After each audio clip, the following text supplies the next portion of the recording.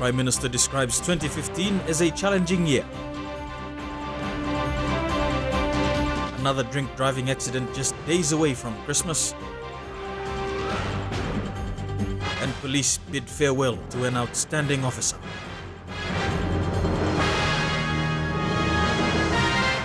This is National EMTV News with Meriba Tulo. Good evening and welcome to Wednesday's news.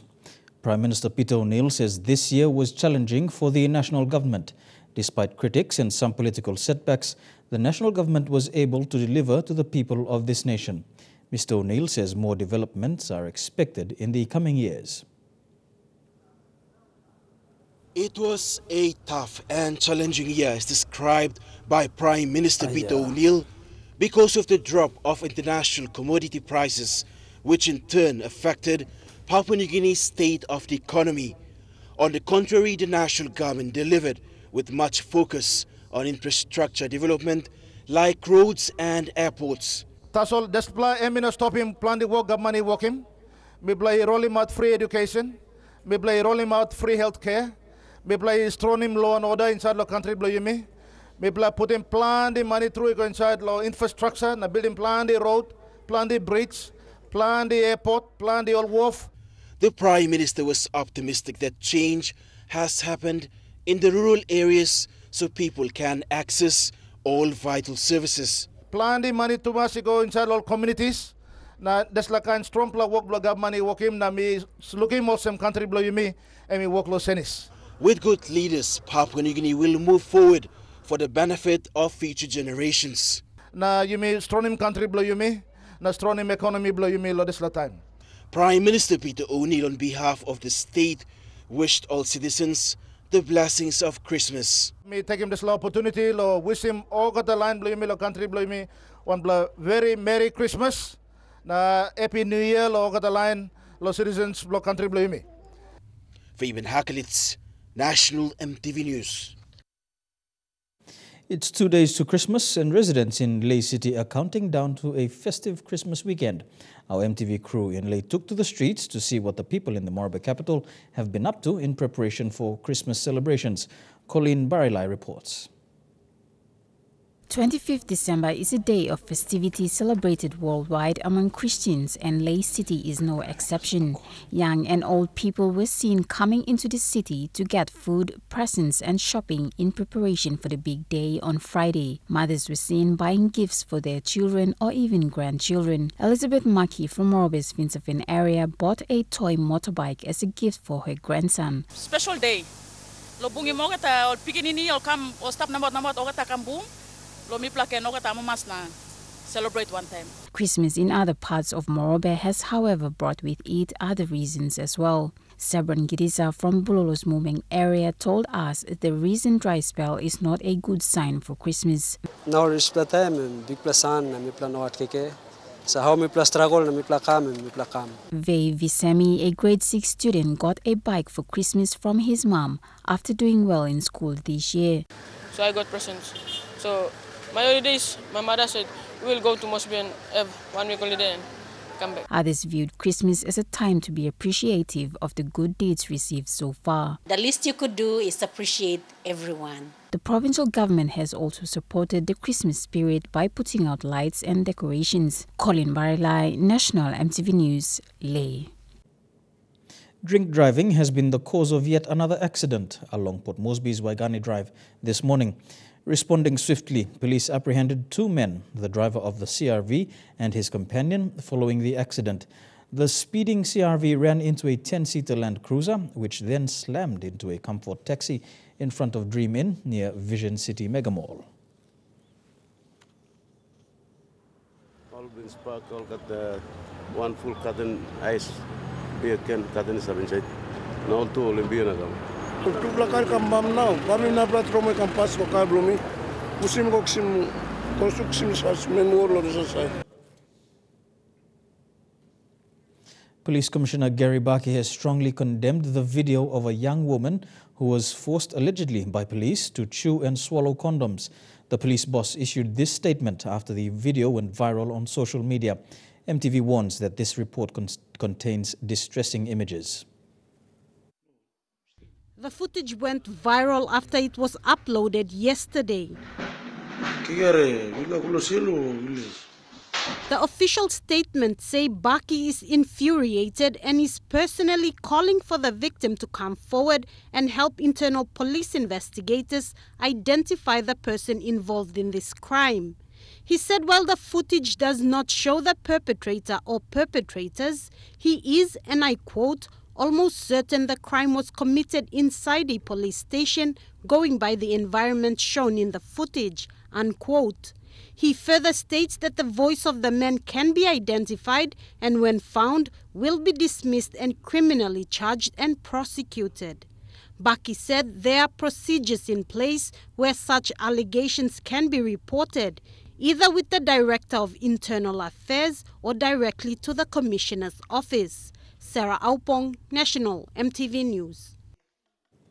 The Royal Papua New Guinea Constabulary bid farewell to Assistant Commissioner of Police, Western End, Teddy Tay, in Mount Hagen this week.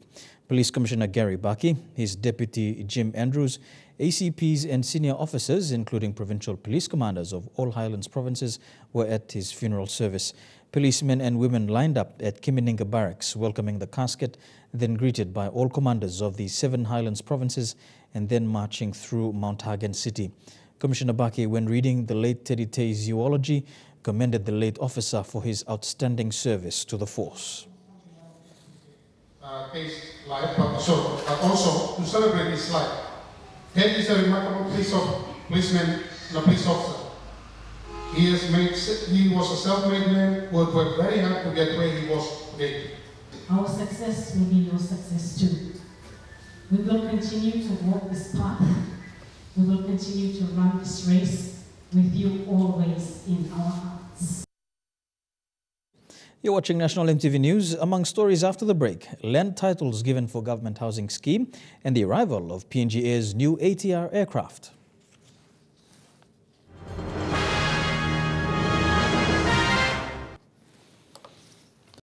Welcome back to the news. The Lands Department today officially presented various land titles. The land titles are for the National Government Housing Scheme and the Sipik Plains project. This will now allow for the titles to be issued to individuals who fulfill the necessary requirements. Minister for Lands and Physical Planning Benny Allen today issued titles for the Duran Farm Housing Project, the Sipik Plains Project and other government impact projects. Titles for the government impact projects were issued to National Petroleum Company, National Housing Estate Limited and landowner company Laba Holdings. The first 63 titles that I will officially hand over after we go through all the titles. So that's on the first titles that we will present, the Duran Farm. Secondly is the Sipik Plain. Sipik Plain, as you know, it's an agricultural project that the minister here has initiated, and we have now 70 titles. Minister for Housing Paul Ezekiel received titles for the Duran Farm Housing Project and NHEL Housing Project at Gabutu in Port Moresby. He is confident of achieving the government's objective in delivering houses for ordinary Papua New Guineans. We are looking forward for the other titles, but as my colleague minister mentioned, we are taking the project grid by grid. NEC has already approved. All materials that is imported will be weaved.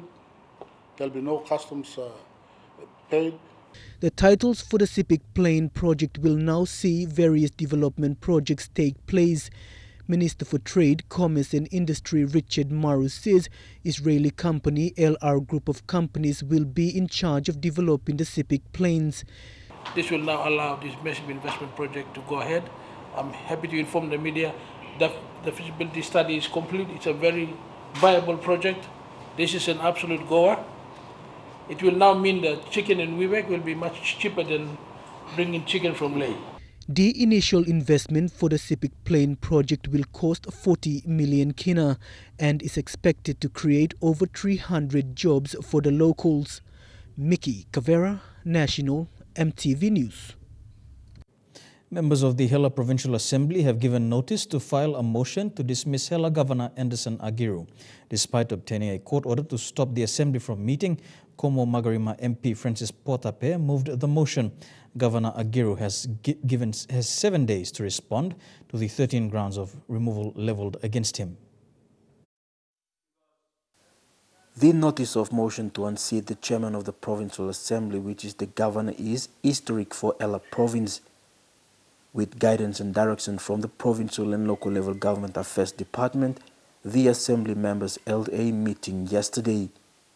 The president said the move is purely to change the type of political system the province has experienced since breaking away from Southern Highlands.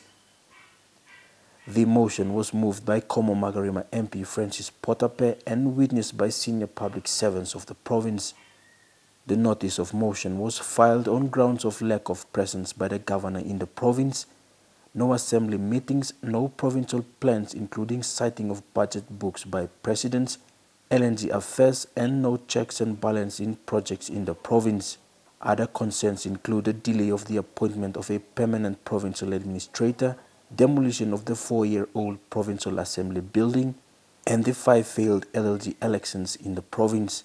The system of government must be run according to law and according to ethics and principles and standing orders. So if we don't do it today, who else will do it? Governor Agiru has 7 days to respond before a new governor is sworn in next week, Tuesday. If this motion is carried, he will be dismissed next week, Tuesday. A new governor will be elected. And he will remain as the regional member of Hela Province. The leaders say the move is not for money but to fix the political mess and restore integrity, stability, and see the people of Ella benefit from developments. All decisions in the province must be made by the PC members and the assembly members. One man running of the show today comes to an end. A court order was filed by Governor Agiru but was served after the motion was moved in the assembly meeting. Jack Lapave Jr., National MTV News. The Marara aid post in the remote Lai Valley of Mendi Munhu in Southern Highlands was officially opened last week. The once small semi-permanent aid post built in 1998 was replaced with a permanent building funded by the Mineral Resource Development Corporation. MRDC Managing Director Augustin Mano said this marks the start of MRDC's commitment in developing the health sector in remote areas of Southern Highlands. The Marara aid post, located on the border of Lai Valley and Enga provinces, Kandep district, has been serving over 15,000 people for the last 17 years. The aid post, fully renovated to a permanent structure, was funded at a cost of 60,000 kina by the Mineral Resource Development Corporation, or MRDC. MRDC Director Augustin Mano was present last week Thursday to officially open the new aid post. Mr. Mano says he is pleased to see the funding put to good use and says the work done to construct the aid post reflects the need for better health services in the Lai Valley. Country like change, you must work in man. I problem working like Lily was a country but change. Mano further made a commitment to the aid post. For the next 5 years, every year, the operation plus lousy, and Bobby put in 10,000. Provincial Health Advisor Michael Mambo says with the commitment made by MRDC to support the aid post will be developed to a health center in the future. Through long support long MRDC, you may get Nubla building, Nubla staff house. Me looking also may get potential long this facility by upgrading quotas. Although this is time yet, you establish long opening past them. For the last 3 years, Southern Highlands Province has seen a major uplift in its basic infrastructures. Health and education were given priority, whilst other developments in law and order are slowly progressing. And the renovating of the Marara aid post is one of those many developments towards lifting health services in rural areas of Southern Highlands and the country as a whole. Stanley Ove Jr., National MTV News. PNG Air has welcomed its second ATR aircraft. According to Chief Commercial Officer Paul Abbott, the airline company was excited with the arrival of the new aircraft. Mr. Abbott said the ATR is at the engineering hangar, going through some modification. Proven flights will also be conducted before it commercially operates from January the 4th. The new ATR aircraft will replace the existing Dash 8 aircraft. Dash Bash Enterprise, a Bangladeshi company operating in Papua New Guinea since 1990, has opened a new shopping center in Port Moresby. Prominent businessman and Motu Koitabu leader Sir Dadi Toka officiated the opening of the new store. Lorraine Gabina has more. The new two-level Dash Bash wholesale and retail, grocery and department store opened today is located on Lost Road at Konedobu. Dash Bash Enterprises Principal and Managing Director Mohammed Wahed said this new store is the third the company has opened in Port Moresby since it began operations in 1990. From my humble beginnings 25 years ago, I am happy to invite you all today to witness the opening of my new building and supermarket. Mr. Wahed said his business is a good corporation as he strives to comply with PNG's laws and tax paying. He added that Dash Bash employs up to 300 PNG nationals and the opening of the new store will employ many more. He said the new Dash Bash outlet targets grassroots shoppers, offering competitive prices. Officiating the opening, Sir Dadi Toka congratulated Dash Bash Enterprises on the opening of the new store and thanked Mr. Wahed for providing employment opportunity for the nearby Motu Koitabu villagers. I'd very much like to thank our Managing Director, Wahed, and also it is a privilege for me as this land, as we're standing here, where being a golfer, there was a first golf course was established here, in very location. And this is way back in 1937, and back in 1949, and the rugby league was first played where we are now. So it's a great privilege for me. The new store is expected to benefit nearby residents as they do not need to go far to shop for Christmas festivities.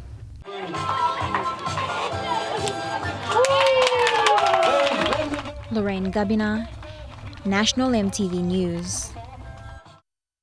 And now looking at the finance news. The kina closed unchanged at 0.3345 US dollars in the interbank market. At Bank South Pacific, your kina was buying 0.3270 US dollars, 0.4489 Australian dollars, 0.2952 euro, and 39.27 Japanese yen. Looking at commodity prices at New York close, coffee and copper closed higher, while gold and cocoa closed the day lower. Palm oil, crude oil, and copper closed the day higher.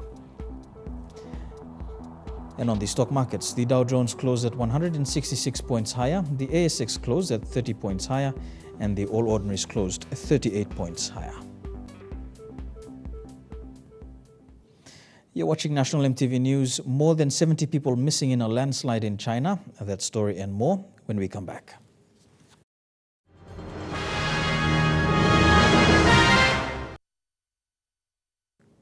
Welcome back to the news. The 2016 budget for the autonomous Bougainville government was handed down yesterday. Finance Minister Albert Punghao said the budget is less than 8 million kina compared to this year's allocation. Fabian Hakalitz reports. The national government's current state of the economy has also affected the autonomous Bougainville government's finances. In handing down the 2016 ABG budget, Finance and Treasury Minister Albert Punghao said the allocation was less than 8 million kina. Most of this year's funds were not used and have been forwarded for implementation in 2016. Mr. Punghao told members of the Bougainville House of Representatives to use funds wisely in this tough time. Meanwhile, on fisheries, royalties on fish caught in the Bougainville exclusive economic zones will be increased to help sustain the autonomous Bougainville government's revenue.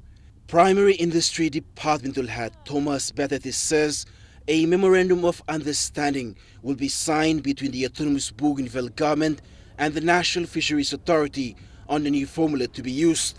The MOU paves way for royalties to be increased as the ABG has been paid only 5 million kina annually on the formula previously used. Fabian Hakalitz, National EMTV News. More than 300 residents of 4 Mile Dunwire Works compound, evicted by police in August this year, remain displaced.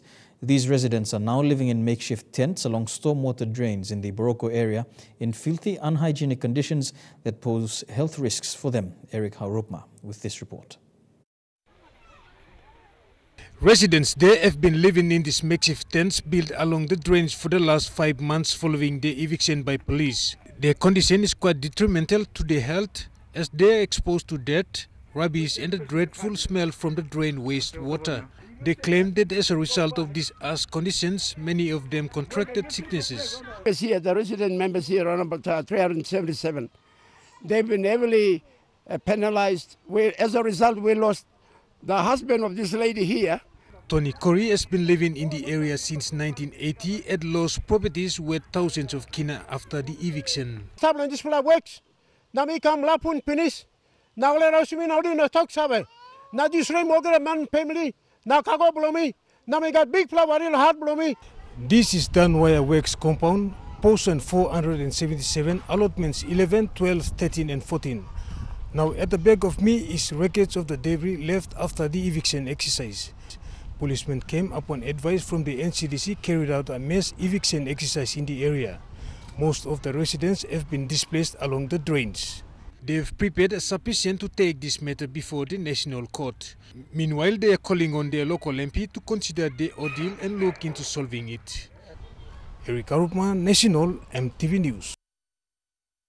Turning overseas, and over 70 people are missing in China's Shenzhen province after a landslide at an overfull dump site. 33 buildings were buried under the rubble, containing mud and construction waste. Alana Lei with this report.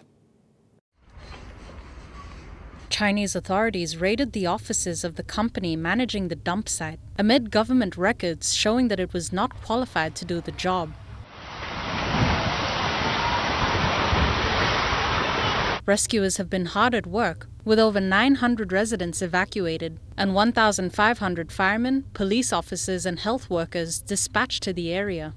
Only one body was recovered yesterday, apparently belonging to a dump site worker.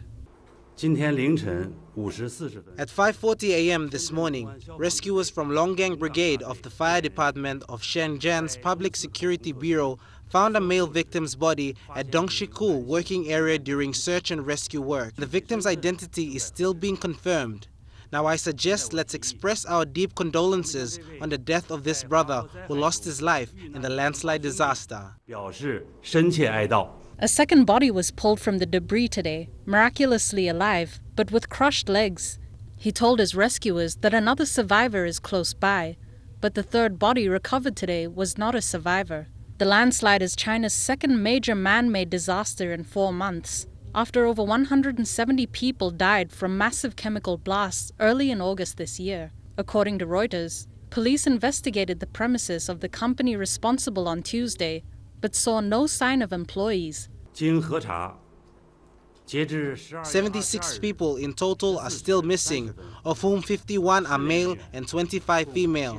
Among the 76, 73 people's identities have been verified.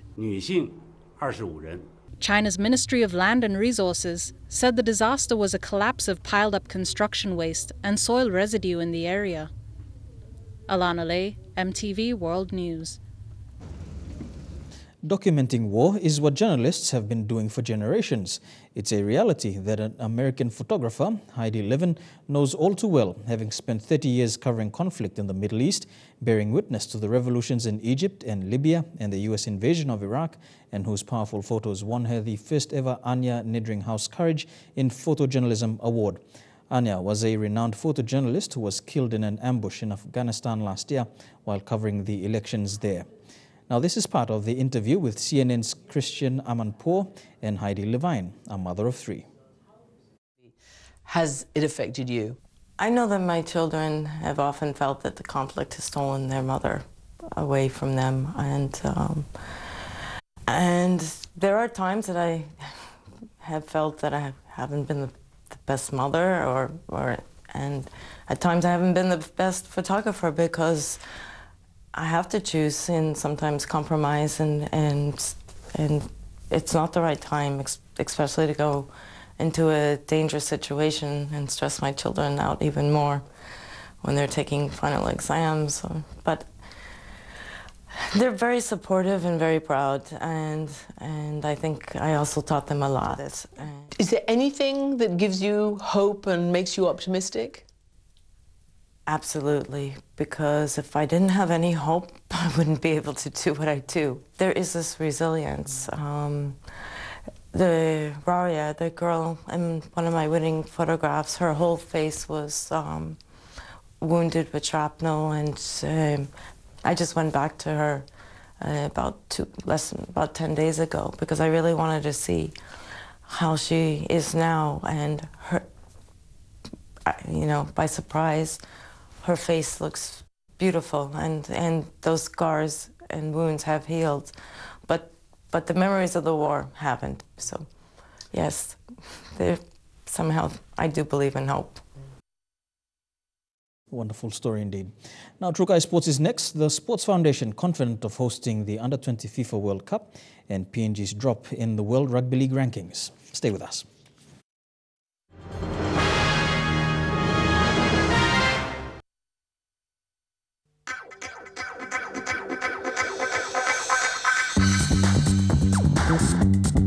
Trukai Sports.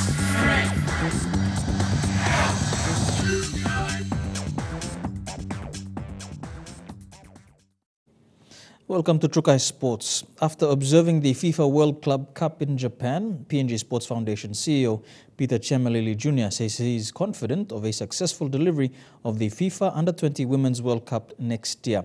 Jaylee Sapias has this report.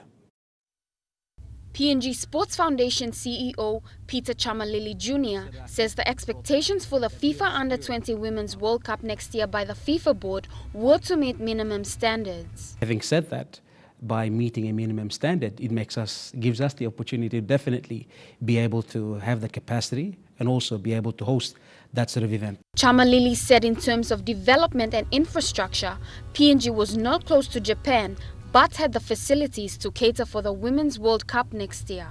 Chamalili says despite other sports sacrificing their venues for the World Cup, PNG will see a lifetime of sporting facilities. Chamalili said the atmosphere for the FIFA World Cup is expected to be slightly different to the Pacific Games. There'll be delay in competition, but they're all well aware of the fact that there will be that work being carried out to uplift the facility. So I am sure with their planning in 2016, they would have now, each individual sports would have now looked at options of where they could actually play their games. It's been a real sacrifice for these sports, particularly rugby union, soccer, and even cricket. The FIFA Under-20 Women's World Cup local organizing committee has put strategies in place and is certain of a successful games come next year. It's going to be a bit different, although it's still a sporting event, and it's going to be a world event. I think it's going to intrigue a lot of Papua New Guineans, particularly because it's actually going to be the first world event. Jaylee Sapias, National EMTV Sports. 2015 has been a big sporting year for Papua New Guinea, hosting the 15th Pacific Games on our shores. With major developments in sporting facilities throughout the city of Port Moresby, the country is prepared for a bigger and better 2016.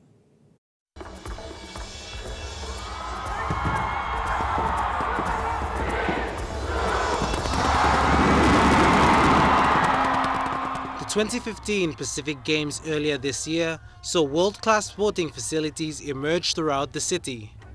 From the new-look Sir John Guy Stadium to the newly built Tarama Aquatic Centre, the nation's capital boasts some of the best sporting facilities in the region.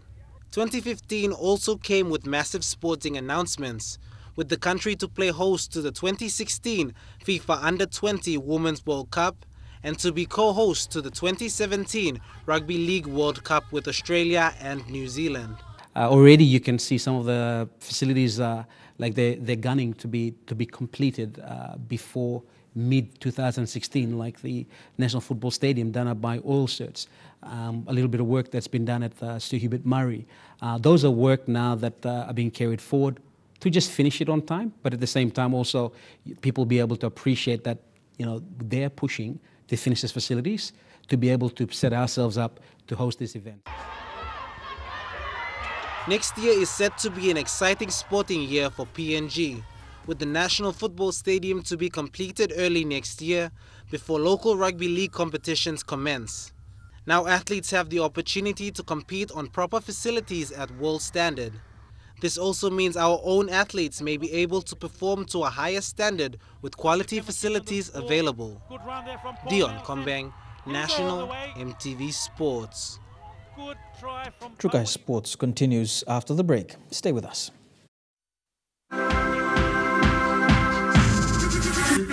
Trukai Sports. Welcome back to Trukai Sports. Jared Hayne may be recalled to the San Francisco 49ers following an injury cursed to the running back position.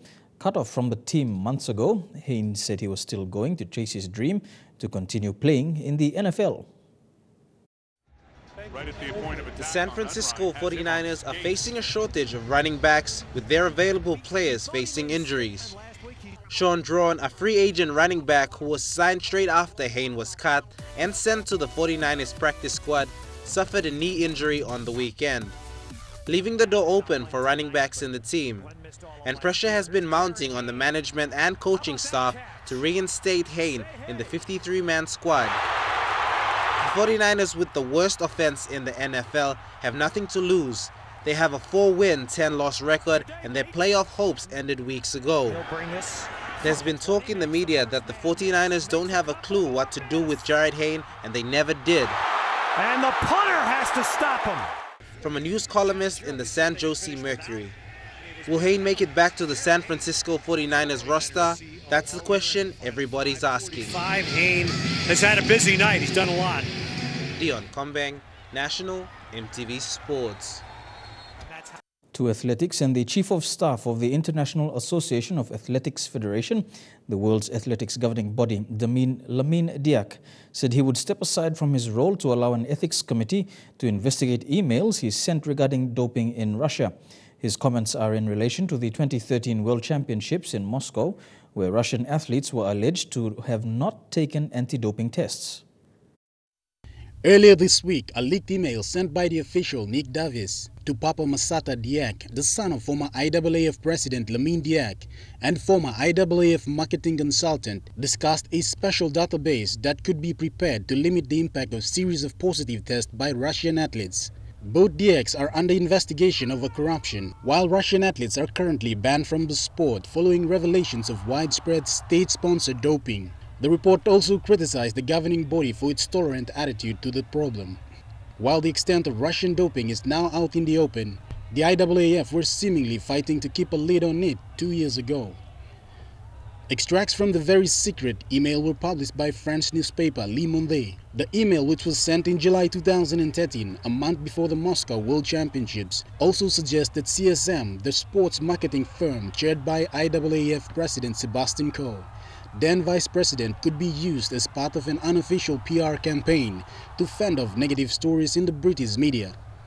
It also said the IAAF could benefit from Coe's political influence in Britain to minimize the damage any revelations might cause. Davis, who now works as Coe's Chief of Staff, issued a statement earlier this week denying any wrongdoing, but has now decided to step aside in order to allow the committee to complete their investigation. Shane Soroya, National EMTV Sports. And that ends Trukai Sports. We'll be back after the break with a special Christmas story. Don't go away. Trukai Sports.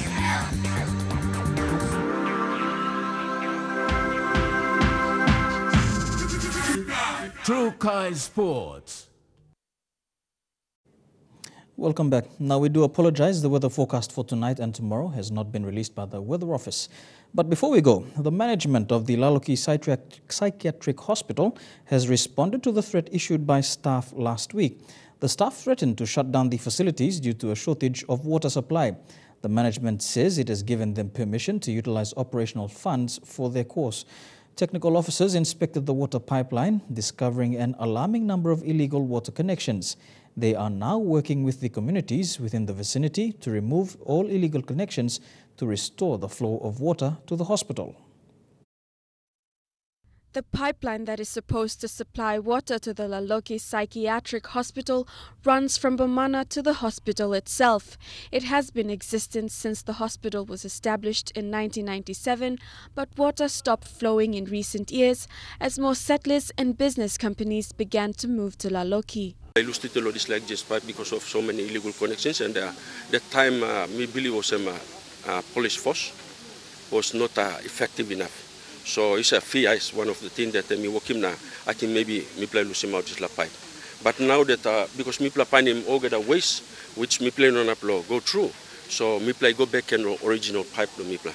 The hospital's technical officers said they'd always suspected that the water had stopped flowing to the facility because of illegal water connections made by settlers. Following the pipe, there are illegal connections by settlers who are illegally occupying the portions of land between Animal Tenov and the hospital. Lama Rema, Senior Health Extension Officer at Laloki Psychiatric Hospital, said they found foreign connections every 10 meters along the main pipeline. Some of the residents produced legal permits from Edaranu, while others were deemed illegal. So from Bomana and up Ikamuget along this Laloki now here, it's about 40 tap, only tap in Lodge. Clinical Supervisor Jeffrey Alphonse said they had conducted awareness in the local communities about the inconveniences their illegal connections were causing prior to a meeting with them yesterday. The community leaders said they were willing to work with the hospital to remove all illegal connections. Hospital staff said they understood the community's need for water too and were working towards a mutually beneficial compromise. The pipe here has been dry for the last 16 years with no water flowing. So, Melissa Gaviro, National EMTV News. Now, we did say we would bring you a special story for Christmas, but we'll hold that off until Christmas Eve tomorrow. Now, to end the news, a recap of our top stories for tonight. The Prime Minister describes 2015 as a challenging year. Another drink-driving accident just days away from Christmas, and police bid farewell to an outstanding police officer. And that's the news we have for you tonight. On behalf of the entire EMTV News team, I'm Merba Tulo. Pleasant viewing. Good night.